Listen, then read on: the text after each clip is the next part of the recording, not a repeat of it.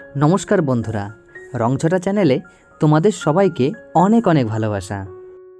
আজ আমরা পেন্সিলের ছোঁয়ায় সাদা খাতার উপরে ফুটিয়ে তুলব এক জীবন্ত গ্রামের দৃশ্যকে। প্রথমে আমরা আলতো হাতে ঘরের কাঠামোটিকে সুন্দর করে এঁকে নেব। খেয়াল রাখবে, পেন্সিলের দাগ যখন বসাবে তখন খুব ডিপ করে বসাবে না, তাহলে ভুল হলে মুছতে সমস্যা হবে। খুবই আলতোভাবে পেন্সিলকে ব্যবহার করবে। একটা কথা আগে থেকে বলে রাখি, আমি আঁকার জন্য 2B এবং HB এই দুটি পেন্সিলই ব্যবহার করছি। জানো তো বন্ধুরা, গ্রামের ঘরগুলো মাটির মমতায় জড়িয়ে থাকে, তাই পেন্সিলের টানে সেই সরলতাটুকু তুলে ধরার চেষ্টা করতে হবে। বন্ধুরা, আমার বাড়িও গ্রামে। আচ্ছা, তোমাদের কার কার বাড়ি গ্রামে? কমেন্ট সেকশানে জানাতে ভুলো না কিন্তু। তোমাদের সঙ্গে কথা বলতে বলতে একটি ঘর আমার আঁকা হয়ে গেছে। এই ঘরটির পিছনে দেখো আরেকটি ঘর আঁকছি। ছবি আঁকার সময় সবসময় খেয়াল রাখবে যে কোন দাগগুলি কিভাবে দেওয়া হচ্ছে, তাহলেই দেখবে আঁকাটা অনেক সহজ হয়ে যাবে। ছবি আঁকার সময় বন্ধুরা কখনোই ব্যস্ত হবে না। ছবিতে সময় দিলেই সেই ছবিটি ধীরে ধীরে জীবন্ত হয়ে ওঠে। জানো বন্ধুরা, আমি মনে করি আঁকা শেখার জন্য খুব দামি উপকরণের প্রয়োজন হয় না। শুধুমাত্র ধৈর্য আর ভালোবাসা থাকলেই সুন্দর কিছু সৃষ্টি করা সম্ভব। যাই হোক, তোমাদের সঙ্গে কথা বলতে বলতে আমার ঘর আঁকা কমপ্লিট হয়ে গেছে। এখন এই পাশে আমরা একটি নারকেল গাছ আঁকব। নারকেল গাছের জন্য দেখো লাইন দুটিকে সুন্দর করে টেনে নিচে নামাবো। উপরের দাগ দুটি কাছাকাছি অবস্থান করবে এবং নিচের দিকে একটু ফাঁকা হবে। এবার নারকেল পাতা আঁকার জন্য প্রথমে একটা আউটলাইন করে নেব। নারকেল গাছের পাতা সরু সরু হয়। দেখো তোমরা, আমি কিভাবে নারকেল গাছের পাতাগুলি আঁকছি। শিরা থেকে নিচের দিকে পাতাগুলি কিভাবে টানছি ধ্যান দিয়ে লক্ষ্য করো। এখান থেকে আঁকার স্পিড একটু বাড়িয়ে দেব, নইলে ভিডিওটি অনেকটা বড় হয়ে যাবে।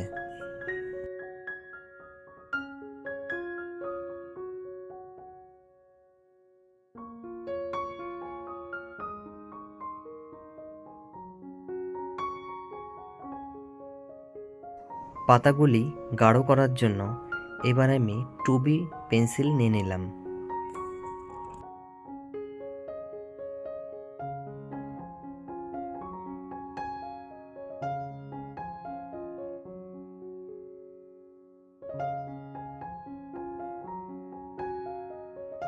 এবার গাছটিকে শেড দিতে হবে। দেখো আমি কিভাবে শেড দিচ্ছি। শেড যখন দেবে তোমরা কখনো পেন্সিলটিকে খাড়াভাবে ধরবে না, পেন্সিলটিকে কাত করে ধরবে এবং হালকাভাবে আস্তে আস্তে চাপ না দিয়ে শেড দেওয়ার চেষ্টা করবে। যখন শেড দেবে তখন খেয়াল রাখবে যে পাশে সূর্য থাকবে তার বিপরীত পাশে ডার্ক করবে এবং সামনের সাইডে হালকা রাখবে। যেমন এখানে দেখো, আমরা গাছটির বাঁ দিকে ডার্ক করছি এবং তার সামনের পাশটা ছেড়ে দিয়েছি, সাদা রেখেছি। এবার মাঝে মাঝে ছোট্ট ছোট দাগ দিয়ে দেব, এতে গাছটিকে আরও সুন্দর দেখাবে।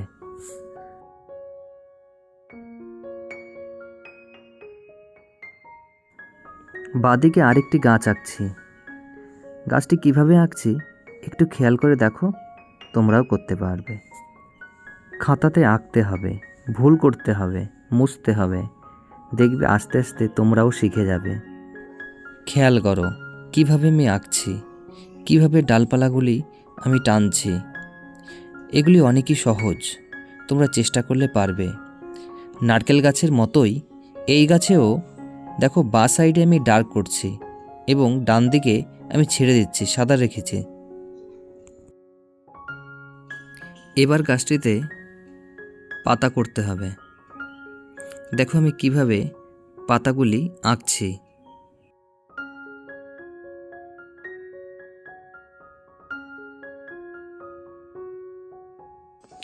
ভালো করে লক্ষ্য করো আমি কিভাবে গাছের পাতা আঁকছিলাম, কিভাবে দাগগুলিকে পেঁচিয়ে পেঁচিয়ে ছোট বড় করে আঁকা বাঁকা পথে টানছি।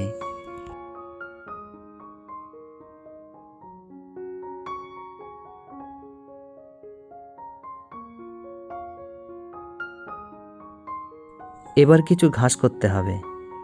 এই ঘাসগুলোই ছবিটাকে জীবন্ত করে তোলে। ঘাস না থাকলে কেমন যেন ছবিই বলে মনে হয় না। আমার তো ঘাস তৈরি করতে বেশ মজা লাগে। তোমাদের কার কেমন লাগে কমেন্ট সেকশানে অবশ্যই বলো কিন্তু। বন্ধুরা, এবার আমরা দিগন্ত রেখাটি টেনে নেব। আর এই দিগন্ত রেখাই আকাশ আর মাটির অদ্ভুত মিলনের গল্প বলে। দূরের আকাশ মাটির কানে কানে চুপি চুপি কি যেন কথা বলে, তাই না? আমার তো মনে হয় দিগন্ত রেখার দিকে ছুটে যায়। মনে হয় ছুটে গেলে হয়তো আকাশটাকে ধরতে পারবো। তোমাদের কি কখন এরকম মনে হয়েছে? আমার ছোটবেলায় বেশ এরকম মনে হতো। এবার ঘরে শেড দেওয়ার পালা। আমরা পেন্সিলকে কাত করে ধরব এবং আস্তে আস্তে দাগ টানব। কখনো প্রেশার ক্রিয়েট করব না।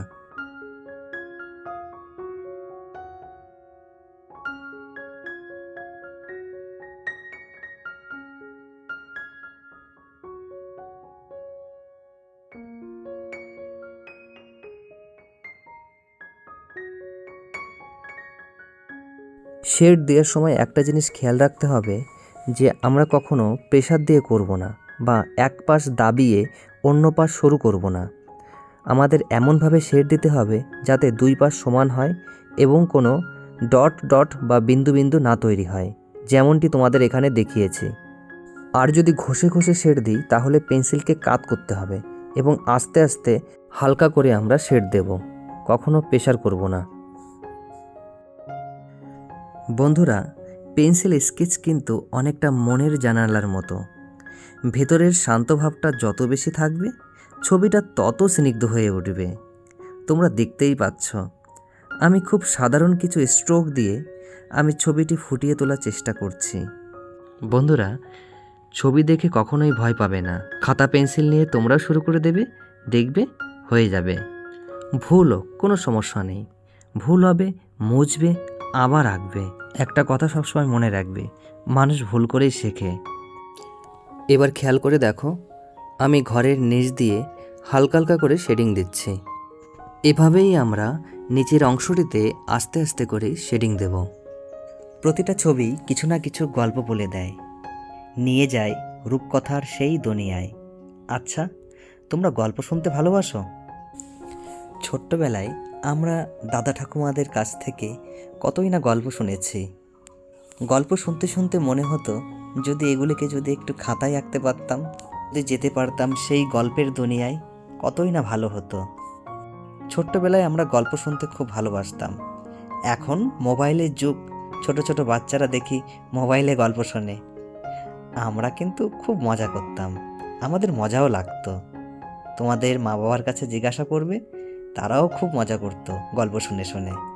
তোমরা কি কারো কাছ থেকে এখন গল্প টল্প শোনো নাকি আমাকে বলো কিন্তু। দূরে কিছু বেড়া দিয়ে দেব।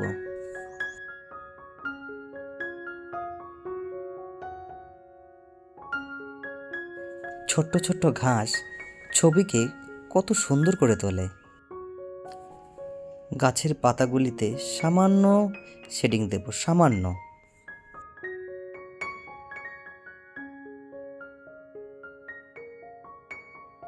দূরের ওই দিগন্তের সারিবদ্ধ গাছগুলি আমাদের বুঝিয়ে দেয় যে ওটিই যেন পৃথিবীর শেষ সীমানা।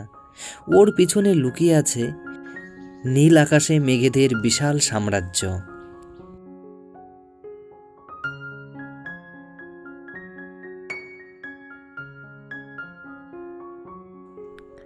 দেখো বন্ধুরা, আঁকা বাঁকা পথে বয়ে চলা নদী কেমন যেন রূপোলি সুতোর মাধ্যমে গ্রামকে জড়িয়ে ধরে আছে।